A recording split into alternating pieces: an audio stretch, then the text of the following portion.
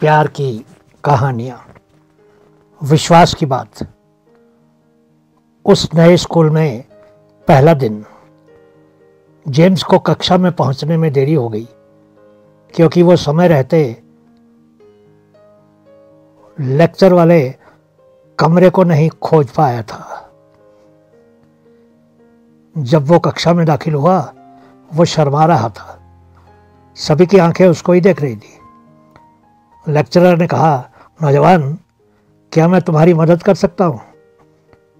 James ने कांपती आवाज में कुछ घबराते हुए कहा, सर, मैं इस कक्षा का छात्र हूँ।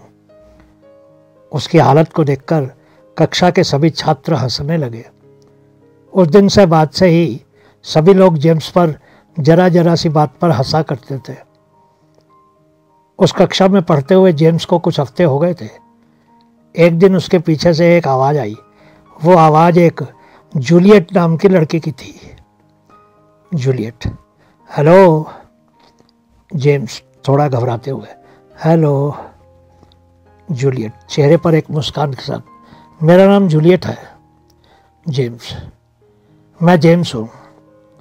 जूलियट, हाँ, मैं जानती हूँ। उसके बाद तो हर दिन ही उन दोनों में बातें होने लगी।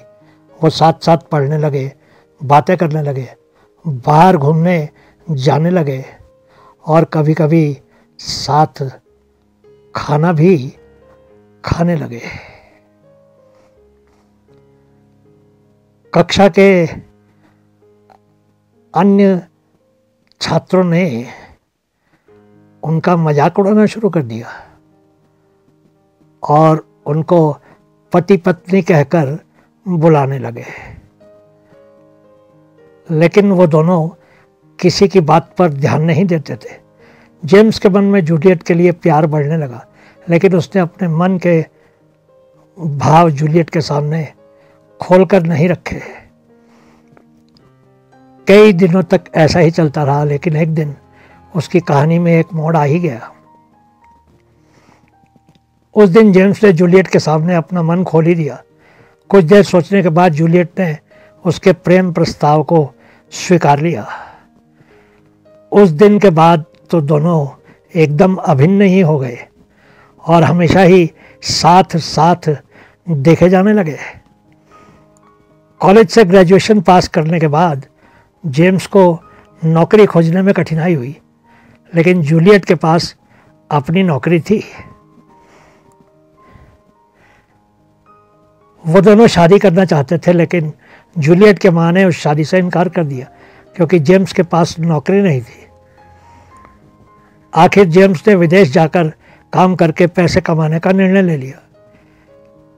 जाने से पहले जूलियट ने उसको बहुत समझाया और कहा कि वो विदेश में लड़कियों से दूर रहे। जेम्स अमेरिका चला गया। उसको एक बेकरी में नौकरी मिल गई। वो हर रात जूलियट को फ़ोन पर बात करता था। वो देर तक बातें करते थे। फिर धीरे धीरे एक समय ऐसा भी आ गया जब जेम्स ने जूलियट को फ़ोन करना बंद कर दिया। जूलियट ने जेम्स से मिलने की हर संभव कोशिश की, लेकिन असफल रही। इसी तरह 5 वर्ष बीत गए। जूलियट की मम्मी अब जूलियट पर दबाव डालने लगी कि वो बार बार जेम्स से संपर्क करने की कोशिश न किया करे। जूलियट की मम्मी चाहती थी कि अब जूलियट जेम्स को भूलकर मम्मी की पसंद के लड़के से शादी कर ले। 2 वर्ष और बीत गए, लेकिन जूलियट ने साफ इनकार कर दिया। मुझे यकीन है कि मेरा प्यार जरूर वापस आएगा। आखिर एक दिन जूलियट की मम्मी ने एक लड़के को घर बुलाया और घोषित किया कि उसकी और जूलियट की शादी होगी, और अगर जूलियट ने इनकार कर दिया तो वो उसको जायदाद से बेदखल कर देंगी। जूलियट जोर जोर से रोने लगी, लेकिन उसने शादी के बाद घर से भाग जाने का मन बना लिया। जूलियट की शादी की सुबह उसका फ़ोन बजने लगा। वो एक अनजान नंबर से आया हुआ फ़ोन था। उसने फ़ोन नहीं उठाया और फिर फ़ोन को स्विच ऑफ कर दिया। शादी की तैयारियां हो चुकी थी। पादरी और मेहमान सब आ चुके थे।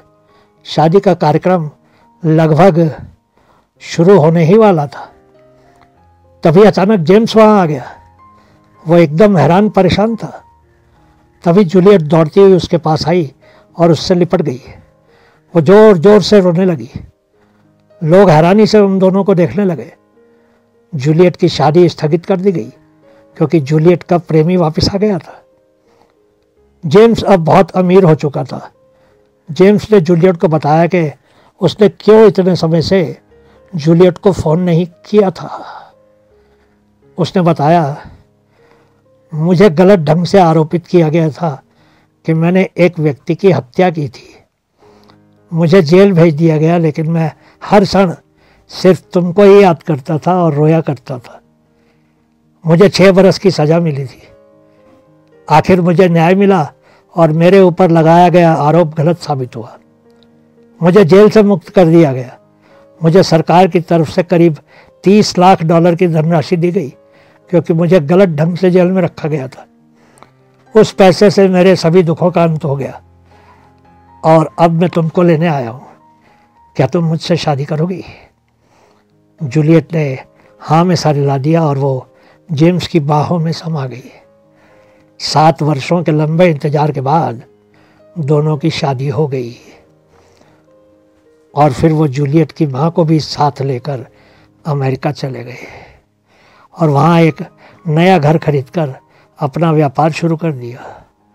अगले 7 वर्षों में उनके 3 बच्चे हुए और अब वो सभी खुशी खुशी जीवन बिता रहे हैं। बहुत बहुत शुक्रिया।